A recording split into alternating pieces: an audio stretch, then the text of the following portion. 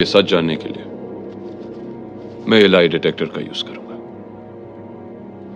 तुम मुझसे झूठ बोल सकते हो, पर इससे नहीं। अगर तुमने सच कहा तो सुई ग्रीन पर जाएगी, अगर तुमने गलत जवाब दिया तो सुई लाल पर। यार ये मूवी तो हम सबने देखी है। पॉलीग्राफ टेस्ट एक लाई डिटेक्टिंग टेस्ट है जो वर्ल्ड वॉर 1 में यूज किया गया था एनिमी कंट्रीज की डिटेक्टिव्स पे। इसमें ह्यूमन बॉडी की फिजियोलॉजिकल चेंजेस जिसकी breathing, heart rate, blood flow, इन सबको ट्रैक किया जाता है। फॉर एग्जाम्पल, जब भी कोई इंसान झूठ बोलता है तो उसका blood flow, breathing, heart rate ये सब नॉर्मल कोर्स से डिफरेंटली एक्ट करता है। नार्को एनालिसिस टेक्निक, नार्को यानी कि ड्रग्स। तो इस टेक्निक में सोडियम पेंटोथॉल नाम का एक ड्रग ह्यूमन वेन्स में एडमिनिस्टर किया जाता है जिससे एक हिप्नोटाइजिंग इफेक्ट होता है। इसको वर्ल्ड वॉर 2 में बैटल अफेक्टेड सोल्जर्स के ट्रॉमा को ट्रीट करने के लिए यूज किया गया। इसमें हिप्नोटिक स्टेट में उस इंसान या फिर विटनेस से क्वेश्चनिंग की जाती है और उससे इंफॉर्मेशन एक्सट्रैक्ट की जाती है।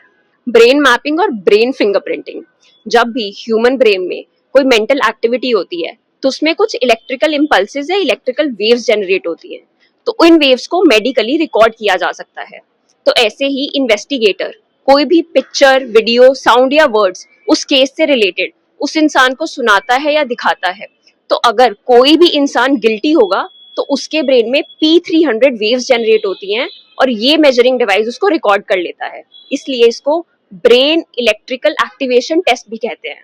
तो हम सबके दिमाग में एक क्वेश्चन जरूर है, जब क्रिमिनल इन्वेस्टिगेशन इतना इजी हो सकता है, क्रिमिनल को पकड़ना इतना इजी हो सकता है, तो इन सब टेक्निक्स को यूज क्यों नहीं किया जाता? सबसे पहली चीज, हमारा कॉन्स्टिट्यूशन हमें अलाउ नहीं करता कि जस्टिस सिस्टम किसी को भी अपने खिलाफ गवाही देने के लिए फोर्स करे। तो इसलिए ये टेस्ट यूजुअली कोर्ट अलाउ नहीं करते।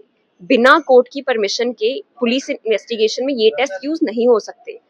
एडिशनली इस टेस्ट से मेंटल प्राइवेसी में इंटरफेरेंस होती है और राइट टू प्राइवेसी एक फंडामेंटल राइट है जिसको वायलेट नहीं किया जा सकता।